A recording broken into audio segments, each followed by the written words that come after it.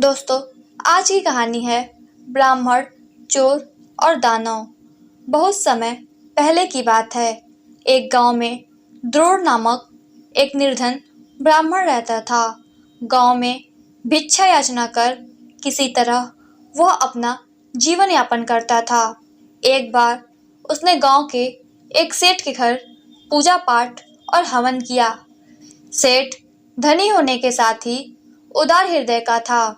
उसने ब्राह्मण को एक जोड़ी बैल दे दिए। ब्राह्मण बैलों को प्राप्त कर अति प्रसन्न हुआ। वह पूरे मन से उनकी सेवा शुश्रूषा करने लगा। उनके खान पान में उसने कोई कमी नहीं होने दी। भिक्षा में उसे जो भी प्राप्त होता वह पहले बैलों को खिलाता। उसके यत्न के फलस्वरूप बैल हिष्ट पुष्ट हो गए। एक दिन एक चोर की दृष्टि ब्राह्मण के बैलों पर पड़ी और उसके मन में लोभ आ गया। उसने रात में उन बैलों को चुरा ले जाने का विचार किया और अपने घर लौट आया।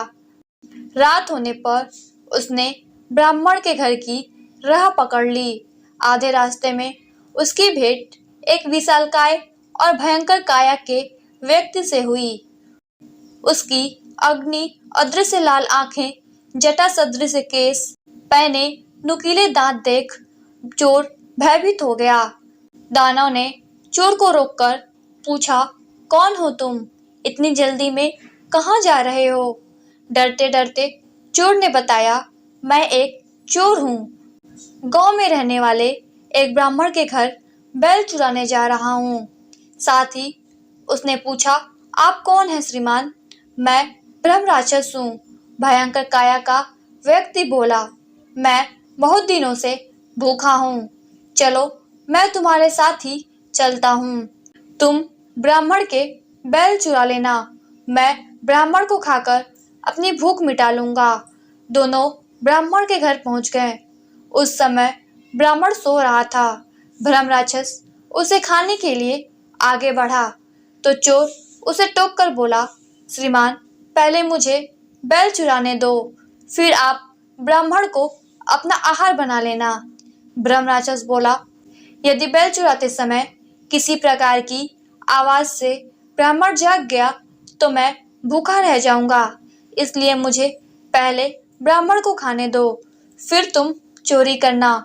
चोर बोला, किंतु यदि ब्राह्मण की हत्या करते समय वह जाग गया और बैलों की रखवाली करने लगा तो मैं चोरी नहीं कर पाऊंगा, इसलिए पहले मुझे चोरी करने दो।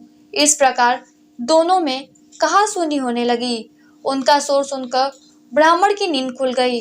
ब्राह्मण को जगा देख चोर बोला, ब्राह्मण, यह ब्रह्म राक्षस तेरे प्राण लेने आया है। मैं तो तुझे चेताकर तेरे प्राण बचाने आया हूँ। ब्रह्म राक्षस बोला, ब्राह्मण, ये चोर है। तेरे हिष्ट पुष्ट बैलों पर इसकी दृष्टि है, उन्हें ही चुराने ये यहाँ आया है।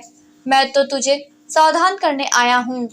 ब्राह्मण समझ गया कि वे दोनों अपने अपने प्रयोजन से आए हैं। उसने रक्षा हेतु लाठी उठा ली। यह देख चोर और ब्रह्म राक्षस भाग गए।